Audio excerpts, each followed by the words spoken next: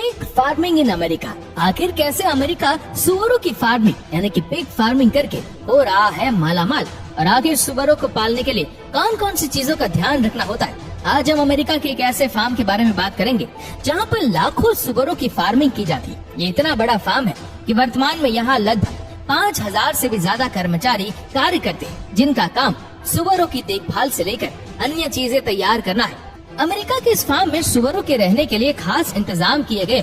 यहाँ एक साल में करीब 500 बच्चे जन्म लेते हैं। एक सुअर का गर्भकाल 114 दिनों का होता है। उनके बच्चे को पिगलेट कहते हैं। जन्म के बाद नवजात सुअर का वजन 3.5 से 4.5 पाउंड तक होता है। जन्म देने के बाद जब तक उनके बच्चे बड़े नहीं हो जाते तब तक उन्हें अपनी माँ के साथ पाला जाता है।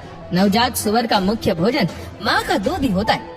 जब तक नवजात सुअर बड़े नहीं हो जाते हैं तब तक फार्म्स में इनकी अच्छे से देखभाल की जाती है। जब किसी नए फार्म्स में सुअरों को रखा जाता है तब वहाँ पर सबसे पहले इनकी बीमारियों की जांच होती है।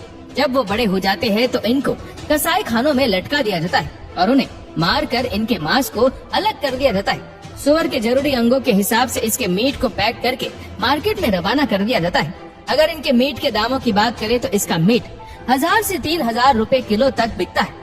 दोस्तों, आप जानकर चौंक जाएंगे कि सुअर में से चिंगम, कुरकुरे और नूडल्स जैसी चीजें बनाई जाती है। इस वीडियो में हम आपको नूडल्स बनने के प्रोसेस के बारे में बताने वाले हैं। अब हम आपको एक ऐसे इंग्रेडिएंट के बारे में बताने वाले हैं जिसे नूडल्स में मिलाया जाता है। इसका नाम है MSG।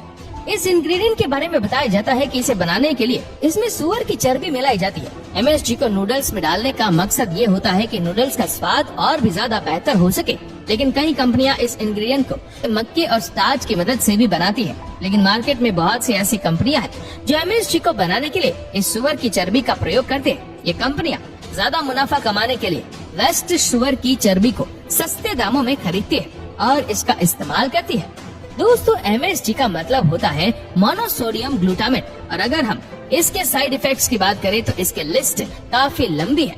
इसकी वजह से सर दर्द, पेट दर्द और चक्कर भी आ सकते हैं। अगर हम बात करें कि नूडल्स को कैसे बनाया जाता है तो सबसे पहले फैक्ट्री में आटा, मैदा, कई तरह के मसाले, केमिकल्स और साथ में इस MSG इंग्रेडिएंट को भी मिलाया जाता है। इनके अलावा इसमें पानी भी मिलाया जाता है। जब ये सब कुछ मिक्स हो जाता है तब इस आटे को अच्छे से गूथा जाता है और फिर गूंथ चुके आटे को एक रोलर के जरिए गुजारा जाता है। इसकी वजह से ये आटा लंबे लंबे शीट्स में बदल जाता है और फिर बाद में इसे नूडल्स की शेप में काट दिया जाता है। यहाँ पर आप देख सकते हैं कि नूडल्स को ये मशीन कैसे इक्वल साइज में काट रही है। दोस्तों, इन फैक्ट्रीज में नूडल्स को लगभग 80% तक पका लिया जाता है और बाकी का जब ये आपके घर आता है तो आप इन्हें पकाकर खा लेते हैं। जब इतना कुछ हो जाता है तब बारी आती है इनको पैकेट्स के साइज के हिसाब से काटने की। यहाँ पर आप देख भी सकते हैं कि कैसे एक मशीन की मदद से इन नूडल्स को उनके साइज के हिसाब से काटा जा रहा है। अंत में अब बारी होती है इन नूडल्स को पैकेट में पैक करने की। ये काम यहाँ मौजूद वर्कर्स अपने हाथों से करते हैं और फिर भेज दिया जाता है इन नूडल्स को मार्केट की ओर।